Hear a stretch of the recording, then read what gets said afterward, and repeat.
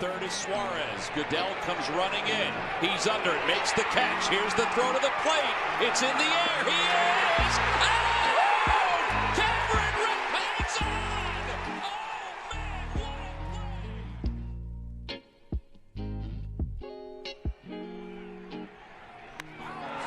Deep to right field. Way up there and way second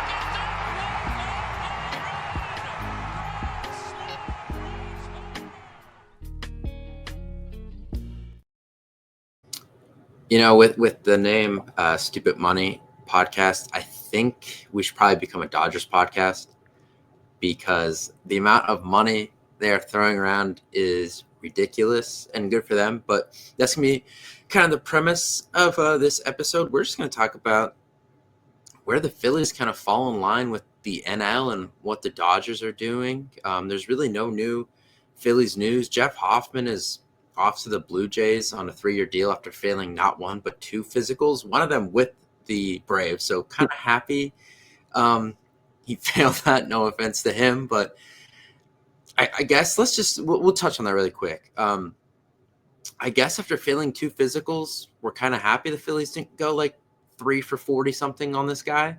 Like, we'd like him. We thought he was good, but I mean, if you fail 2 physicals and one with Atlanta, which we know is a very well-run organization, and they're a team that took a risk on Chris Sale. Let's, kind of put some perspective on this. They were comfortable. And Ronaldo Lopez.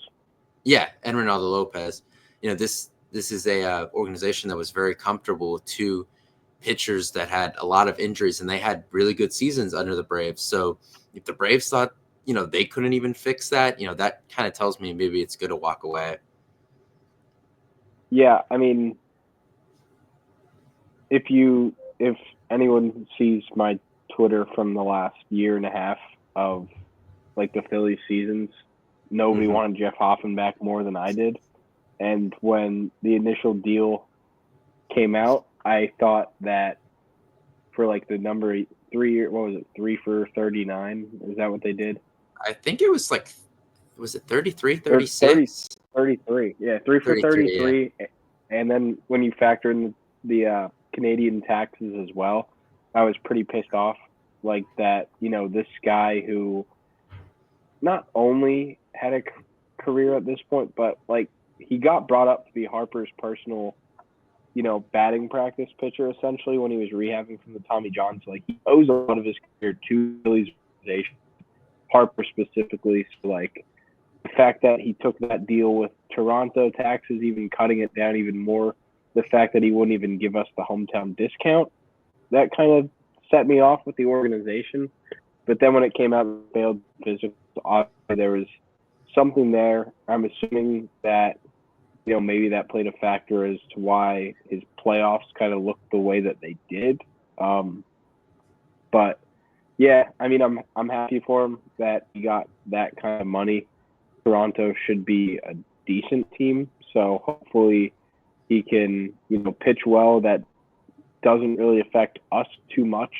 Like, it's one of those things where I'm pissed we didn't get him, but like you said, I'm glad he ended up not going to the Braves. It's like the Blues far away. We really wouldn't see them unless it would be a World Series type setting. So it's not going to be difficult to root for Jeff Hoffman because I think he was one of the favorites from his stint here, and hopefully his shoulder's not too big of a deal for him up in Toronto. Yeah, that'll be something to monitor. I'd still like the Phillies to maybe find more of a replacement for him because in my mind, Romano is replacing Estevez, not him. So, there's not really a replacement there. One of the guys who I thought would have been a nice replacement for him was Kirby Yates. Kirby Yates is joining everyone else on the Dodgers. So the Dodgers kind of started off the offseason. This was an early signing where they signed Blake Snell, and then they signed Michael Conforto, and then they brought Teoscar Hernandez back. And then in the last week, they've gotten Roki Sasaki, Tanner Scott, and Kirby Yates. Those 2 guys, the latter 2, were both closers at their last spots, and now they joined a bullpen that had two other closers. So there's a lot going on there.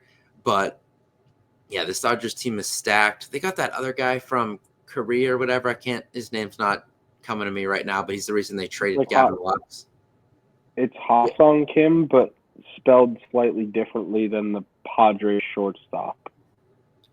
Okay. Well, the now free agent shortstop, but it's not the Ha-Sung Kim that we've seen with the Padres for the last however many years. Okay, that's where I was confused.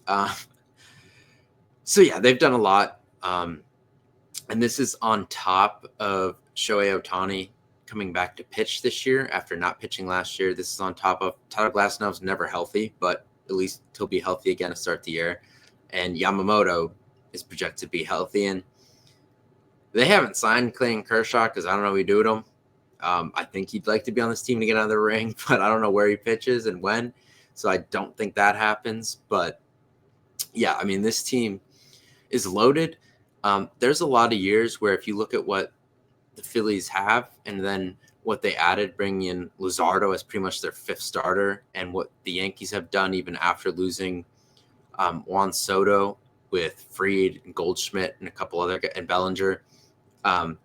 There's a lot of off seasons where people would talk about how great those two rosters are, and that's why I've been including teams like the Braves, which get a lot of guys back health wise, but like there's no mention of anyone else in baseball right now. There's not a roster that comes anywhere close.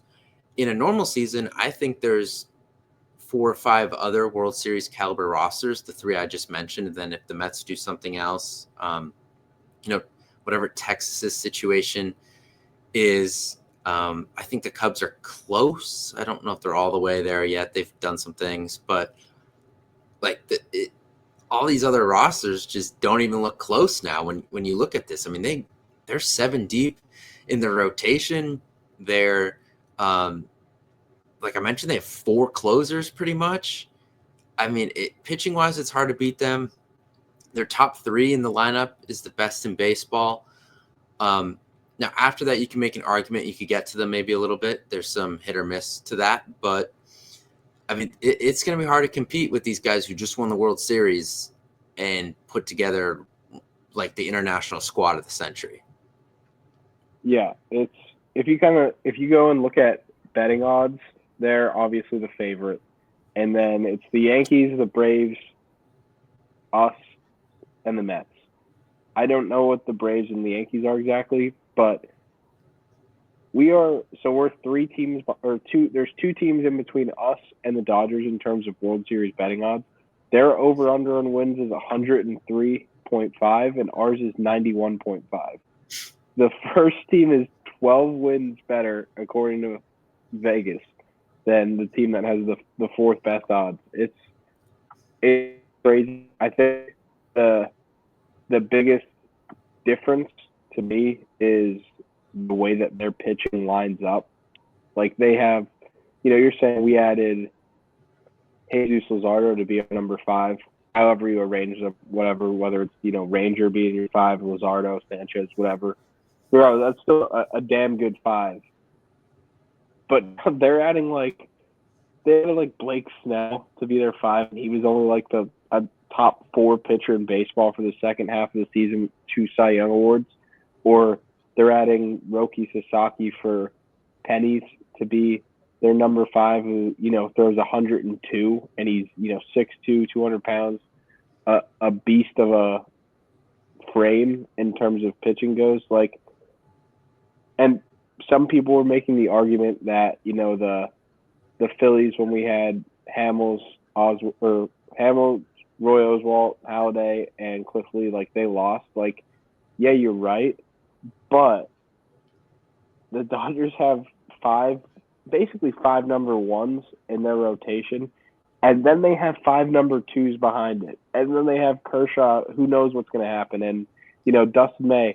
And then they have every pitcher that they used last year to win the World Series. They have so much more depth than that Phillies team could even dream of having, so much more depth than any team in the history of baseball has ever seen. And that's, you're not even mentioning the fact that they added Tanner Scott. And, Kirby Yates was good last year. He was good when he was with the Padres, but he's definitely older, and he's been hit or miss. Like, his years with Atlanta weren't the best, but, like, none of that matters because when you get into the playoffs, it's going to be, all of a sudden Dustin May's throwing 98 with Sink out of the bullpen, or, Tony Gonsolin's in the bullpen.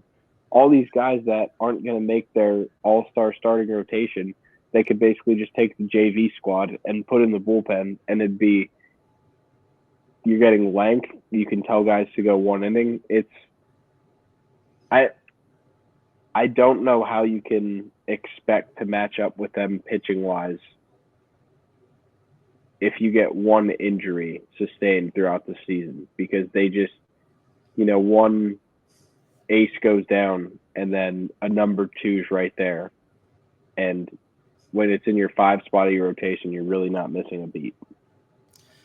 Yeah, I mean, to beat them in the playoffs, it pretty much would have to be what happened with the Phillies this year, where the bats just don't show up. Yeah. I don't know how that happens. Like, yeah, Freeman's getting older. He seems to be getting better. Just because I think he knows his role a little bit more. There's not so much, when he was in Atlanta, he was the guy. He's Ohtani and Betts are definitely a bigger face in that organization than him. I think he's just kind of sitting back and doing his thing, and it's working for him. But yeah, I don't know how he really beat this team right now unless that happens. Just because in the playoffs they can go to so many different guys in so many different situations and match up with pretty much anybody you have, because they have a variety of arms from all different, each side of the rubber, and different arm angles and different splits and stuff like that.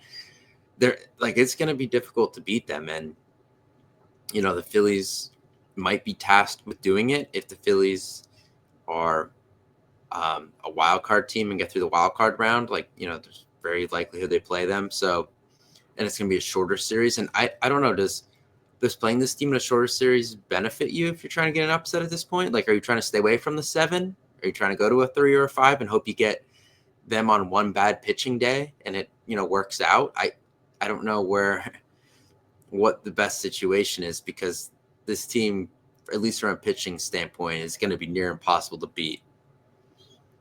Yeah, it's going to be interesting. I don't know.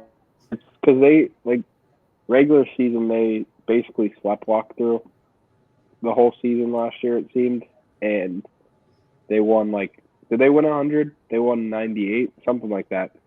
Yeah, it was right around 99. And then obviously we saw what they did in the playoffs. They scored I think they might have set a record for the most runs scored in the NLCS, the way that they just throttled the Mets. Yeah. And then obviously, multiple late game comebacks in the World Series, scoring a ton of runs. So it's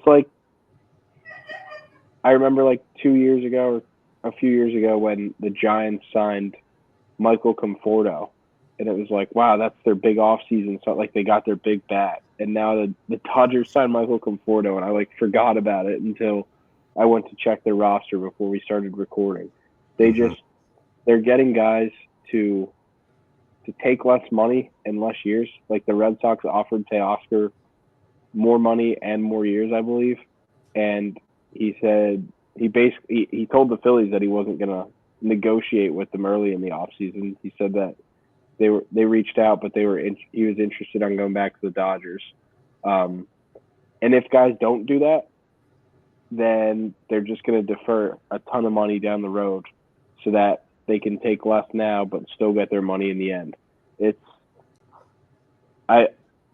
I don't wish more owners did it, but at this point, with how the Dodgers are doing it, more owners are going to have to do it, because they have over $1 billion in deferred money. And a lot of the baseball media is saying that, we shouldn't be mad at the Dodgers for doing it. We should be mad that other owners, don't necessarily try. Well, yeah, but there should be some sort of cap or floor or something that's in place so that, Shohei Ohtani's not only counting for $40 million against the cap when his AAV is actually 70. Right. And you make some good points there, but the one issue is part of this bringing over Japanese players is recruiting. Like, they have a monopoly on the Japanese market right now.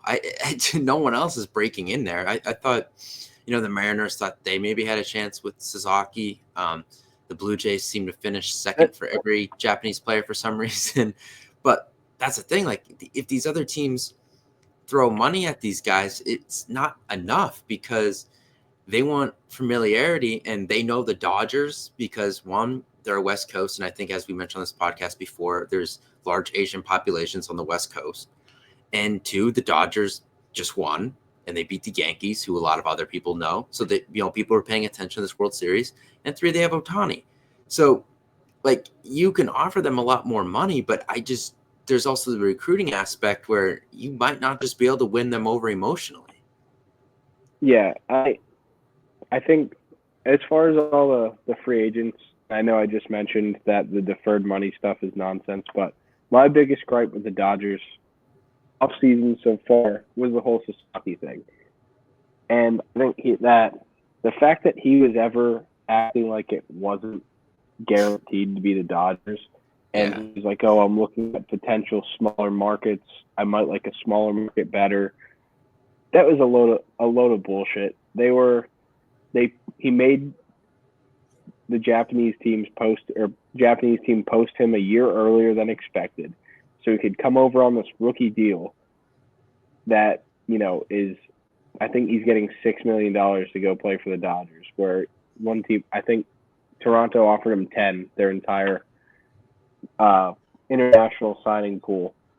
But like, the fact that he was ever acting like it was going to be anybody else other than the Dodgers when, they have Ohtani and Yamamoto, like, it was ridiculous. And Murakami's coming over next year, and we might as well already pencil him in to bat third or fourth in that Dodgers lineup because, like, he's not going anywhere else. No, I mean, yeah, and there's nothing you could do to, step in on that as MLB to stop it because it is a recruiting process, especially with those international players. Now, the argument Unless you added an international draft of some right, that's sort. what I was about to say. Like, the argument would be to have a draft, but do you line that up as it's the same order as the amateur draft? Like, there's a lot that goes into that. Or just throw everyone together once a year. Like, I don't know. There's a lot of ways to look at that. They'll definitely have to work on that. But I mean, you can't blame the Dodgers for taking advantage of the opportunity they were given. There's a lot of other teams that should try a little harder. And I know, like I said, they can't help it if all these Japanese players want to go play for the Dodgers. You can do everything you can money-wise and presentation-wise. It might just not matter at the end of the day. So you can't knock the other teams too hard on the international front. But, like, trading for someone like Glass now, a lot of teams could have maybe done that. Ohtani, I guess, always wanted to be a Dodger too. I mean, there were some huge contracts out there for him. So it's hard what you could do. Like, did Snell want to stay there? There's a lot of teams that, the Red Sox seem to be the bridesmaid of the offseason, it seems. They're brought up as second a lot this offseason. So, could they have offered more? I don't know. It's tough to say, and I know I mentioned it earlier, but the salary floor is a flawed aspect in itself because then you just get teams like the A's are doing this year where the owners impose on them, hey, you have to spend money or else we're not approving your move. Yeah, but and they're just signing they're not spending money on. They're overpaying 50-year-old Luis Severino. Like, sure, he's coming off a good year, but like, they're not doing anything to make them better. They're doing things to hit their quota. So, like, the salary floor definitely isn't the answer. I think it's just frustrating that, my biggest concern is that it's going to get to a point where baseball just becomes stale because everyone's just watching every player go to the Dodgers. And I know it's a flat circle because we ran this race with the Yankees in the early 2000s when they thought they thought that everyone was gonna get paid to go play for the Yankees, and then last year was their first World Series in 15 years. So it didn't happen then, and hopefully it doesn't happen now. But it seems like these are definitely different times because we kind of thought that Steve Cohen would kind of shift the balance in terms of being the wealthiest owner by a substantial margin. And he signed Juan Soto for, after incentives over $800 million. And the Dodgers were just like, well, we can't match you with upfront money, so we'll just push it back for 15 years at a time. Yeah, I mean, they've found a way to get around it. And, the Mets offseason is interesting because it's been a lot of Soto, but around the edges hasn't been as much as I really thought it was going to be with them. So that's another team where when we get closer to the start of the season to talk about, because things are not done here yet. Like Alex Bregman's still out there. Pete Alonso's still out there. There's still some guys out there. So some things need to happen. But you said that, so the Dodgers win total over under is 103.5. I believe so. Yeah. Yeah. So I'm going to just say they get over that. The question I was going to ask is, do they get that Yankees record from, what was that, 98 or whatever, where they won 114? Are they beating that? Like, yeah, I unless every single player on their team gets injured. Obviously not every single player, but barring, a major Ohtani, Freeman. I mean, they survived the Betts injury last year and still won 99, and now they have much better pitching. Right. I'd be shocked if they lose or if they win less than 110, and there's no I mean, the Padres are good, but their pitching isn't particularly great. They're already talking about putting Cease in trade deals. Yeah, so I'm just thinking as far as the NL West teams they have to play. Yes, the Diamondbacks got better with Corbin Burns and everything. Sure, Gallen will probably be a little bit better than last year, but the Rockies are horrible. There's no reason that the Dodgers can't go how many? You played the division 14 times or 13, I think. There's no reason that they can't go 11-2 or 12-1 or even 13-0 against the Rockies.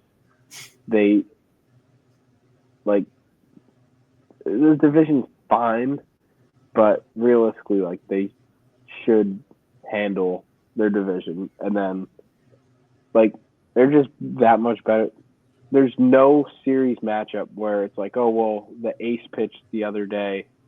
The ace pitched on Wednesday, so he's not going to pitch in the Friday, Saturday, Sunday series. Well, then you just get one of their other 7. So there's really no good series matchup that you could kind of hope for against them. Right. So I'd be shocked if they lose or if they win less than 110. Yeah, and playoff wise, the good thing about this Phillies pitching staff is in the playoffs, your depth doesn't matter as much in terms of starting pitching. But that's more to get you through the regular season.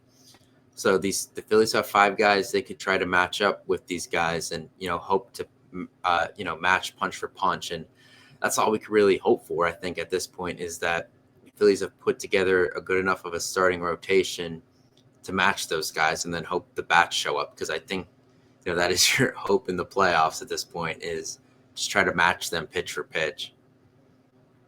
Yeah, no, for sure. I agree. I think their bullpen's definitely a little bit better, but as far as lining up 5 guys, I wouldn't say that our 5 are just as good as theirs, but I think it's, 1 and 2 in terms of rotations in baseball. Mm-hmm. I agree. All right, well, that's going to do it for this one. We'll see if the Phillies make another move before this offseason ends. It's not looking likely, but we'll see what happens. And then if nothing, we'll be back for spring training. So we'll talk then.